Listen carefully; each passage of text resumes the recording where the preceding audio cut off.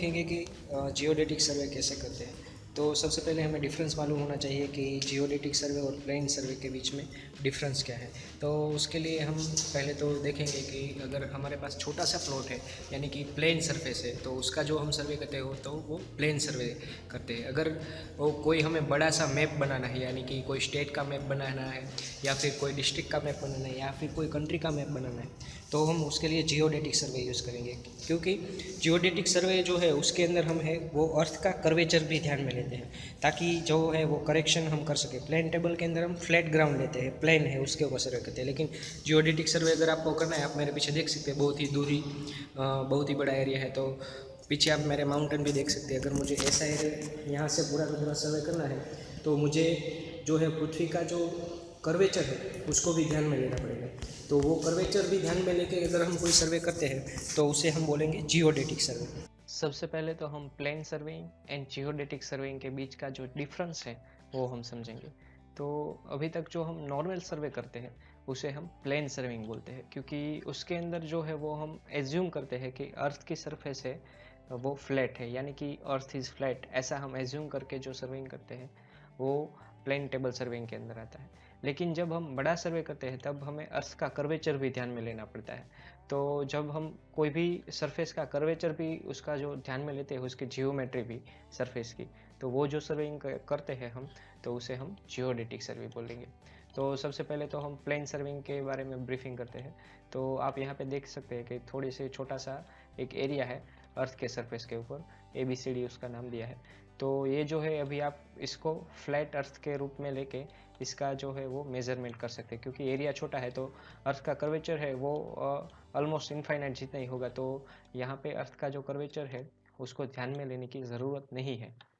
लेकिन अगर हम कोई बड़ा सा सर्वे करते हैं, यानी कि अगर हम कोई फार्म की जगह कोई कंट्री या फिर कोई स्टेट मेज़र करते हैं, तो उसके अंदर जो है अर्थ उसका जो सरफेस है उसकी अगर हमें कोई सर्वेइंग करना है तो उसके अंदर हम फॉर एग्जांपल हमें यहाँ से ये वाला जो स्क्वायर है उसका सर्वे करना है तो उसके अंदर अर्थ का कर्वेचर भी ध्यान में लेना पड़ेगा। क्योंकि अगर आप देखेंगे तो अभी जो लाइन है एक्चुअली स्ट्रेट नहीं है, ये थोड़ी सी कर्वेचर वाली है, यहाँ पे आप देख सकते हैं। तो इस प्रॉब्लम की वजह से अगर हम प्लेन सर्वेइंग लेते हैं तो एक्यूरेसी बहुत ही कम आएगी। तो ऐसे सर्वे के अंदर जहाँ पर एरिया बहुत ही ज़्यादा हो तो वहाँ पर हम जो सर्वे करते हैं अर्थ का कर्वेचर भी ध्यान में लेके, तो उसे हम क्या बोलेंगे, जियोडेटिक सर्वेइंग। अगर आप उससे भी ज़्यादा बड़ा एरिया ले, फॉर एग्जांपल यहाँ पे इससे भी बड़ा मैंने स्क्वायर ड्रॉ किया है, तो आप यहाँ पे देख सकते हैं कि अर्थ के सरफेस के ऊपर जो कर्व है उसके जैसा लगता है। एक्चुअली ये है रेक्टेंगुलर शेप, लेकिन अर्थ की सरफेस का जो कर्वेचर है उसकी वजह से ये सर्कुलर दिख रहा है।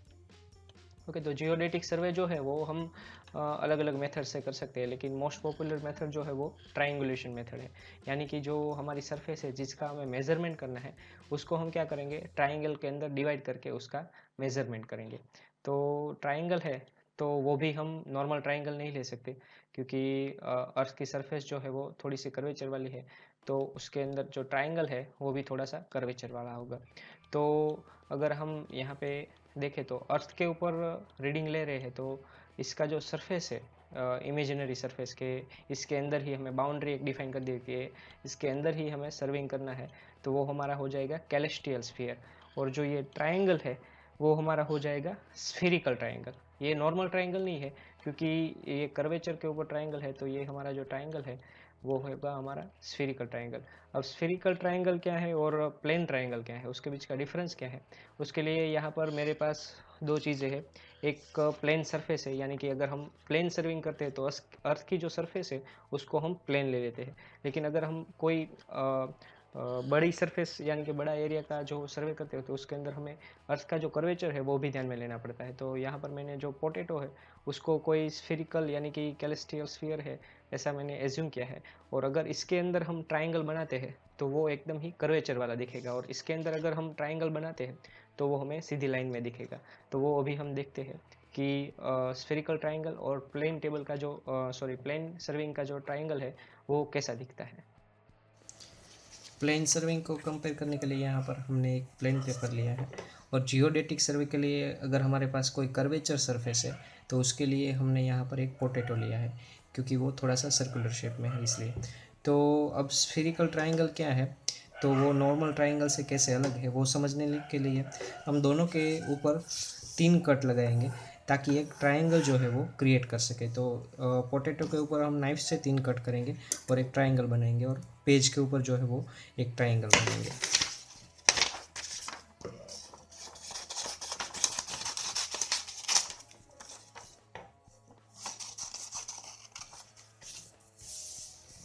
कि अब हमारा जो पेपर का ट्राइंगल है वो अब रेडी है, और अब जो है वो हम पोटैटो के ऊपर एक ट्राइंगल बनाएंगे।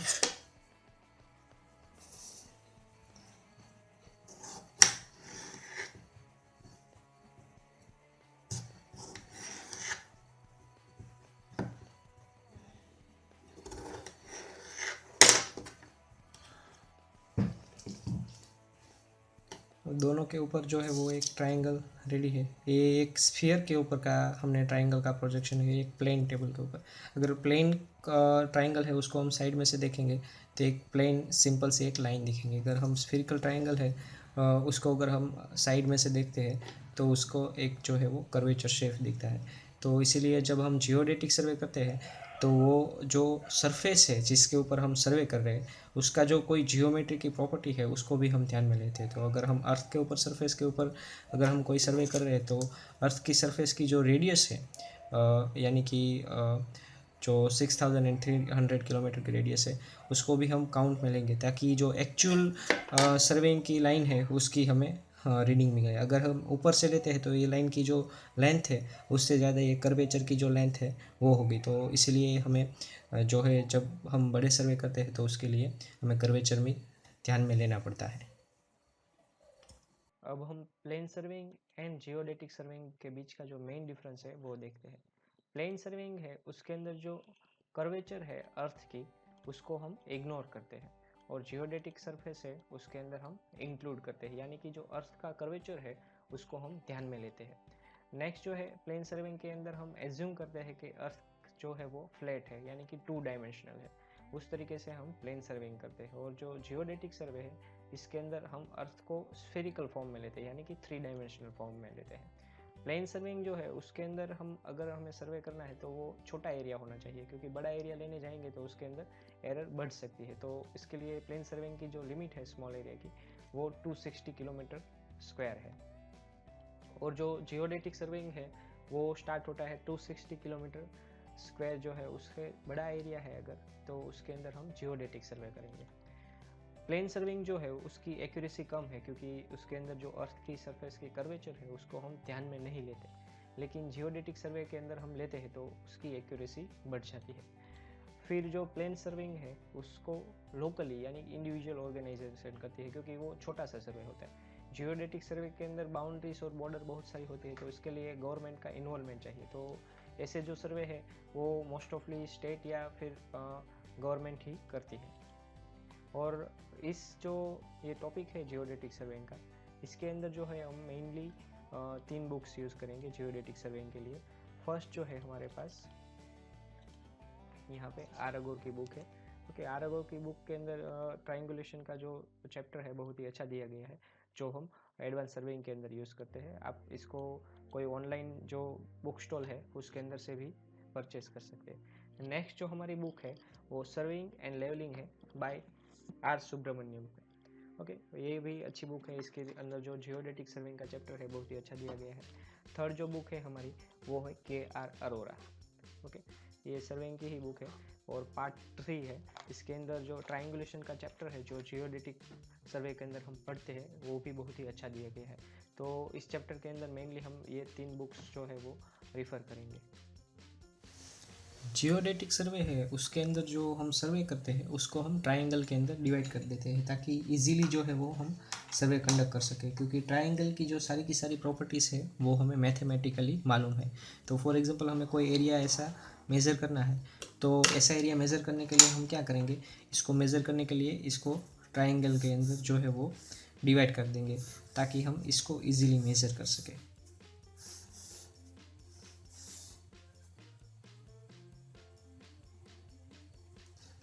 इस तरीके से हम पूरा का पूरा जो सिस्टम है उसको ट्रायंगल के अंदर डिवाइड कर देंगे। तो ये जो ट्रायंगल्स है जो मेथड हम यूज़ करते हैं जियोडेटिक के अंदर उससे जो है वो हम ट्रायंगुलेशन सिस्टम बोलते हैं। तो इस सर्वे ऐसा सर्वे करने के लिए हमें जो है वो एक baseline at a time of the survey हमें जो है वो एक बेसलाइन मेज़र करनी होती है, और जो 3 एंगल है वो हमें मेज़र करने होते हैं। तो उसका यूज़ करके हम दोनों बाकी की साइड है वो हम कैसे जान सकते हैं वो हम देखते हैं। जियोडेटिक सर्वे के अंदर जो हम ट्राइंगल्स यूज़ करते हैं तो उसके लिए हमें प्रिंसिपल ऑफ ट्राइंगुलेशन मालूम होना चाहिए। तो प्रिंसिपल ऑफ ट्राइंगुलेशन क्या है? If one side and 3 angles are known, the remaining sides can be calculated using sine rule. ये है प्रिंसिपल ऑफ ट्राइंगुलेशन। इसका मतलब हम देखते हैं कि यहाँ पे एक ट्राइंगल दिया गया है। अगर हमारे पास जो ए वाली साइड है यानी कि वन साइड नॉन है, तो हम ए वाली साइड है ट्राइंगुलेशन सर्वे जब हम करते हैं तो ये वाली साइड है, तो इसको हम मेज़र कर लेंगे, यानी कि ये साइड ट्राइंगल की है वो नॉन हो जाएगी। और 3 एंगल यानी कि A angle, C angle and B angle, triangle के अंदर के जो तीनों के तीनों एंगल है वो हमें नॉन होने चाहिए, यानी कि ये हम इंस्ट्रूमेंट से मेज़र करेंगे और ये टेप से मेज़र करेंगे। तो हम फिर साइन रूल जो है उसका यूज़ करके बाकी की दोनों जो साइड है सी एंड बी दोनों हम जान सकते हैं। तो हमारे पास 4 रीडिंग मेनली होने चाहिए। एक जो है वो साइड है ट्राइंगल की, one side and 3 angles. Okay, तो अब साइन रूल क्या है? तो साइन रूल यहाँ पे मैंने लिखा है, अगर हमारे पास ए साइड है ट्राइंगल की, उसको हम सामने वाले एंगल यानी कि ए एंगल है जो उसका साइन लेके डिवाइड करते हैं, तो वो किसके इक्वल होगा? बी वाली साइड है उसके सामने का साइन एंगल, एंड वो किसके इक्वल होगा? सी वाली साइड है उसके divide by sine C. Okay, तो ये जो है साइड ए उसके सामने वाला एंगल, बी साइड उसके सामने वाला एंगल, सी साइड उसके सामने वाला एंगल, तो ये जो है वो साइन रूल है। इसकी मदद से अब हमारे पास क्या क्या नोन है? ये जो ए है वो नोन है, तीनों के तीनों जो एंगल है वो नोन है, और हमारे पास ये जो है दो चीज़ें बी और सी हमें जाननी है। तो अगर हमें फॉर एग्जांपल बी की वैल्यू जाननी है कि यहाँ पे बी लेंथ कितनी है, तो हम कैसे जानेंगे? इस फॉर्मूला को ऐसे यूज़ करके कि ए हमारे पास नॉन है, साइन ए यानी कि एंगल है वो नॉन है, साइन बी वो भी हम जानते हैं। तो बी को अगर हमें फाइंड करना है तो हम क्या करेंगे? B is equal to A into sine B divide by sine A, यहाँ पे मैंने लिखा है। फिर अगर हमें सी को यूज़ करना है तो वो हम क्या इसके लिए क्या करेंगे? जो हमारा हाफ वाला नीचे वाला फॉर्मूला है इसको हम हाइड कर देते, तो A divide by sine A is equal to C divide by sine C. तो हमें सी फाइंड करना है तो A into sine C divide by sine A होगा। हमारी जो ट्राइंगुलेशन सिस्टम है उसको हम 3 तरीके से क्लासीफाई कर सकते हैं।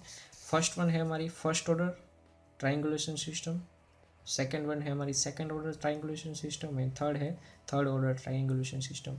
तो इसको अगर हम रफली समझना चाहें तो फर्स्ट ऑर्डर है उसके अंदर थोड़ा सा बड़ा सा ट्राइंगल होगा, सेकंड ऑर्डर है उसके अंदर थोड़ा सा छोटा ट्राइंगल होगा, थर्ड ऑर्डर है वो छोटा एरिया यानी कि उससे भी छोटा ट्राइंगल होगा। तो यहाँ पर मैंने थोड़े से कंपैरिजन दिए हैं। फॉर एग्जांपल फर्स्ट ऑर्डर का ट्राइंगल है तो उसकी जो बेसलाइन है वो कितनी होगी? जो हमने ए मेज़र की थी तो वो बेसलाइन है वो 8 to 15 किलोमीटर जितनी होगी। अगर सेकेंड ऑर्डर का ट्राइंगल है तो उसकी बेसलाइन जो है वो 2 to 5 मीटर किलोमीटर जितनी होगी। थर्ड ऑर्डर का ट्राइंगल है तो वो छोटा सा एरिया होगा, तो 100 मीटर टू 500 मीटर जितनी उसकी जो है वो बेसलाइन होगी। और जो हम ट्राइंगल बनाते हैं तो उसके अंदर जो क्लोजिंग एरर है वो कितनी होती है फर्स्ट ऑर्डर के अंदर? तो उसके अंदर जो एवरेज ट्राइंगल क्लोजर है it must be less than 1 second, second order के अंदर है वो 3 सेकेंड, एंड थर्ड ऑर्डर के अंदर है वो 12 सेकेंड। फिर एरर है जो हमने बेस मेज़र किया है उसके अंदर की एरर जो है वो एक्चुअल एरर ऑफ बेस कितनी होती है? तो 1 in 50,000 होती है फर्स्ट ऑर्डर के अंदर, सेकेंड ऑर्डर के अंदर 1 in 25,000, एंड थर्ड ऑर्डर जो है उसके अंदर 1 एरर in 10,000। ओके, अगर हम इसका एग्जांपल लेना चाहिए तो फर्स्ट ऑर्डर है, अगर हमें कोई सिटी का सर्वे करना है जियोडेटिक सर्वे से तो वो हम फर्स्ट ऑर्डर का ट्राइंगुलेशन सिस्टम यूज़ करके वो हम करेंगे। सेकंड ऑर्डर का ट्राइंगुलेशन सिस्टम यूज़ करके अगर हमें कोई चीज़ मेज़र करनी है तो वो उसके लिए बेस्ट एग्जांपल होगा लेक, और कोई छोटा सा एरिया है मीडियम साइज़ का एरिया है तो वो हम सेकेंड ऑर्डर ट्राइंगुलेशन सिस्टम से यूज़ करके मेज़र कर सकते हैं। थर्ड ऑर्डर जो है वो उसके लिए यूज़ करने के लिए हमें कोई छोटा सा एरिया, फॉर एग्जांपल हमें फार्म मेज़र करना है या फिर कोई प्लॉटिंग मेज़र करना है तो उसके लिए हम third order triangulation system use करेंगे। जियोडेटिक सर्वे के अंदर हमें जिस किसी भी एरिया का सर्वे करना है उसको हम ट्राइंगल के अंदर डिवाइड कर देते हैं ताकि हम इजीली उसका एक्यूरेट मेजरमेंट ले सकें, क्योंकि ट्रिग्नोमेट्री की जो मैथमेटिक्स है वो हमें मालूम है। तो कोई भी एरिया है उसको हम ट्राइंगल के अंदर डिवाइड करके उसका जो है वो मेजरमेंट इजीली ले सकते हैं। तो ट्राइंगुलेशन सिस्टम के लिए अलग अलग पैटर्न्स होती है जिसका हम यूज़ करके कोई भी एरिया है वो मेज़र कर सकते हैं। तो वो अब हम देखते हैं कि ट्राइंगुलेशन सिस्टम्स कितनी है। ट्राइंगुलेशन सिस्टम के अंदर मेनली 6 टाइप है। फर्स्ट वन है सिंगल लाइन ऑफ ट्राइंगल। इसके अंदर हम क्या करते हैं कि कोई भी एरिया है उसका जिसका हमें मेज़रमेंट लेना है, तो सबसे पहले हम ट्राइंगल का एक बेस मेज़र कर लेते हैं। उसके बाद जो है सारे के सारे एंगल मेज़र कर लेते हैं। तो उसके ऊपर से साइन रूल यूज़ करके बाकी की दोनों जो साइड है वो हमें मिल जाएगी। फिर हमारे पास ये वाली साइड नॉन है, तो बाकी के 3 जो एंगल है वो मेज़र करके हम इसका आइडिया ले सकते हैं कि इतनी इसकी कितनी लेंथ होगी। उसके बाद ये वाली ट्राइंगल है। ऐसे ही स्ट्रिप में हम काम करते हैं, तो वो हमारा हो गया सिंगल लाइन ऑफ ट्राइंगल। अगर सेम चीज़ हम डबल स्ट्रिप के अंदर करते हैं, यानी कि बेस लाइन ऐसे ले लेते हैं, तो हम यहाँ पे 2 ट्राइंगल बना सकते हैं, ऊपर वाला नीचे वाला, तीनों के तीनों यहाँ पर एंगल और यहाँ पर एंगल मेज़र करके हम जो है वो ये साइड, ये वाली साइड, ये वाली साइड और ये वाली साइड चारों की चारों मेज़र कर सकते हैं। तो 2 ट्राइंगल एक बेस से ही हमने मेज़र किया। फिर सेम यहाँ पर जो मेथड थी वही मेथड से ट्राइंगल जो है वो हम एक्सटेंड करते जाएंगे। तो ये हमारी जो मेथड है वो होगी डबल लाइन ऑफ ट्राइंगल। फिर जो है तीसरी मेथड वो है चेन ऑफ क्वाड्रिलेटरल्स। उसके अंदर हम क्या करते हैं कि रेक्टेंगुलर शेप्स यूज़ करते हैं और उसको हम है कॉर्नर टू कॉर्नर ज्वाइन कर देते हैं ताकि जो है वो ट्राइंगल क्रिएट हो जाए। उसके अंदर भी सेम हम बेस लेते हैं और एंगल मेज़र करते हैं। तो यहाँ पर भी ऐसे ऐसे एक्सटेंड करना जाता है तो एक स्ट्रिप बनेगी। फिर है क्वाड्रिलेटरल्स विथ सेंटर्स। तो इसके अंदर हम क्या करते हैं, एक सेंट्रल पॉइंट ले लेते हैं स्टेशन के ऊपर और उसके बाद जो है एक बेस मेज़र करते हैं और एंगल मेज़र करके जो है वो हम पूरा का पूरा 4 ट्राइंगल क्लोज करके एक रेक्टेंगुलर मेज़र करते हैं। इसके अंदर क्या होता है कि ये लाइन और ये लाइन यहाँ से स्ट्रेट होती है और स्टेशन के अंदर है लाइन स्ट्रेट हो ऐसा ज़रूरी नहीं है। यहाँ पर आप देख सकते हैं कि ये लाइन स्ट्रेट नहीं है। तो ये है हमारा क्वाड्रिलेटरल विथ सेंट्रल। फिर बाकी की जो दोनों मेथड है उसके अंदर एक है पेंटागन। उसके अंदर क्या होता है कि 5 ट्राइंगल बन के एक पेंटागन बनता है, तो उसका हम मेजरमेंट लेते हैं। उसके साथ जॉइनिंग में एक दूसरा वाला पेंटागन होता है। इसके अंदर जो कॉमन लाइन होती है वो उसको हम बेस लेते हैं ताकि दोनों के दोनों जो ट्राइंगल है उसके ऊपर से सारा का सारा पेंटागन बना सकते हैं। सेम मेथड का यूज़ करके हम हेक्सागोन भी कर सकते हैं। हेक्सागोन के अंदर हमें 6 ट्राइंगल्स लेने होते हैं। तो इसी तरीके से जो हमारा पूरा का पूरा एरिया होता है उसको ऐसी स्ट्रिप्स या फिर ये वाली सिस्टम, इसमें से कोई भी सिस्टम यूज़ करके हम पूरा का पूरा जो एरिया मेज़र कर सकते हैं। तो इसके लिए हमें इनमें से कोई एक ट्राइंगुलेशन सिस्टम यूज़ करनी पड़ेगी। और इसके बाद भी और 2 मेथड हैं, एक सेंट्रल सिस्टम है और ग्रिड आयन सिस्टम है, वो हम देखते हैं। ट्राइंगुलेशन सिस्टम के अंदर बाकी जो 2 बची है वो फ्रेमवर्क है। तो उसके अंदर फर्स्ट वन है ग्रिड आयन सिस्टम। तो ग्रिड आयन सिस्टम के अंदर क्या होता है कि 2 स्ट्रिप ले लेते हैं ईस्ट से वेस्ट की ओर और बाकी 2 स्ट्रिप लेते हैं नॉर्थ को साउथ की ओर और वो दोनों के दोनों जो स्ट्रिप्स है उसको ट्राइंगल के अंदर डिवाइड कर देते हैं। और उसके बाद जब सर्वे कंप्लीट हो जाता है तो हमारे पास ये टोटल लेंथ होती है और ये टोटल लेंथ होती है। तो उसका हम बेस इनटू हाइट करके जो है अंदर का एरिया मेज़र कर सकते हैं। तो अगर हमें कोई बड़ा सा सर्वे करना है तो ग्रिड आयन सिस्टम जो है फ्रेमवर्क वो हम यूज़ कर सकते हैं। तो इंडिया जो है उसके अंदर यही सिस्टम यूज़ होती है और फ्रांस है, ऑस्ट्रिया है और स्पेन है, उसके अंदर भी यही ग्रिड आयन सिस्टम ही यूज़ होती है जब कोई बड़ा सर्वे करना हो। और बाकी की जो है वो है central framework system.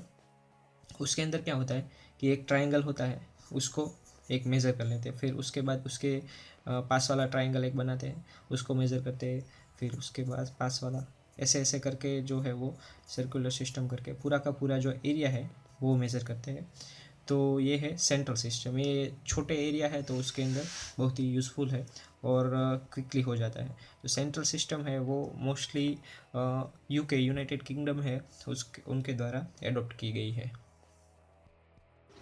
Next lecture के अंदर हम देखेंगे size and shape of triangle, यानी कि वेल कंडीशन ट्राइंगल क्या है और उसका एंगल क्या होना चाहिए। फिर है strength of the figure and last one है field and office work in triangulation.